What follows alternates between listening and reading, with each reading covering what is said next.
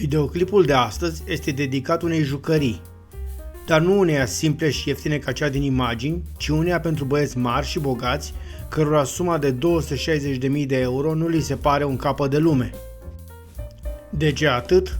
Pentru că la această valoare a fost scoasă pe piață atunci când a fost lansată, în 2014. Modelul venea atunci să înlocuiască alt monstru al șoselelor, Gallardo, iar acum, după 10 ani de fabricație, Huracan a ajuns și el la capătul drumului. Astfel, din august 2024, Lamborghini Huracan a ajuns și acesta istorie. Însă nu fiți triști, regele a murit, trăiască regele. Din acest an există Temerario, iar iubitorii de Lamborghini au cu ce se juca. Totuși, Huracan va rămâne probabil ultimul supercar produs de Lamborghini și care venea echipată doar cu o motorizare termică. Așadar, dacă a fost o mașină scumpă atunci când a fost lansată, acum urmează să îi crească prețul cu fiecare zi. Dacă la început a fost doar o jucărie, acum Huracan este practic o investiție și asta în mod negreșit. Automobilul este un cupe cu motorul montat central și cu tracțiune pe 4 roți. Mașina impresionează când o întâlnești nu numai datorită liniei de design provocatoare oferite de Filippo Perini, ci și înălțimii foarte mici, aceasta depășind doar cu puțin 1 metru.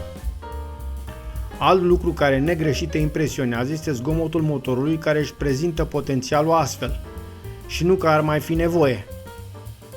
Pentru că, cine nu știa, cifrele din denumirea mașinii nu reprezintă cilindrea, ci puterea, iar numărul este unul însemnat. Astfel, cel mai puternic Huracan are la dispoziție numai puțin de 640 de cai putere și 560 de Newton cuplu. Practic, cât un camion, dar Huracan nu are greutatea unui camion. Mașina cântărește doar 1,5 tone, motiv pentru care performanțe ca 3 secunde pentru a obține 100 de km la oră și viteze maximă de 325 de km sunt de la sine înțelese. Probabil că și pentru acest motiv Lamborghini a ales ca această mașină să fie cu tracțiune integrală. Tocmai pentru a reuși să pună la sol această putere năucitoare. Ar fi fost practic imposibil ca o singură punte, cu doar 2 roți, să poată prelua atâta forță. Pentru același motiv, Lamborghini nu a montat pe Huracan nicio cutie mecanică. Mașina se echipa doar cu transmisii DCT automate cu 7 rapoarte. În mod real, un pilot nu ar fi reușit să schimbe atât de rapid și de precis vitezele cum o face o astfel de cutie. Și de ce să nu recunoaștem? Acest lucru ușurează imens conducerea unei astfel de mașini. Totuși, pentru cei înverșunați pe schimbatul de viteze, o pot face, dar acum mult mai ușor cu ajutorul padelelor din spatele volanului.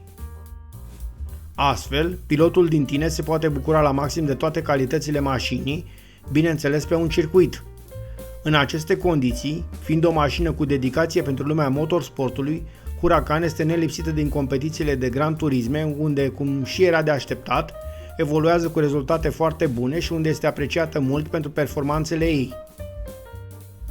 Așadar, chiar dacă tocmai a ieșit din fabricație, aceasta a pășit cu încredere în lumea mașinilor de legendă, atât datorită calităților de necontestat, cât și valorii sale financiare care va crește cu fiecare clipă.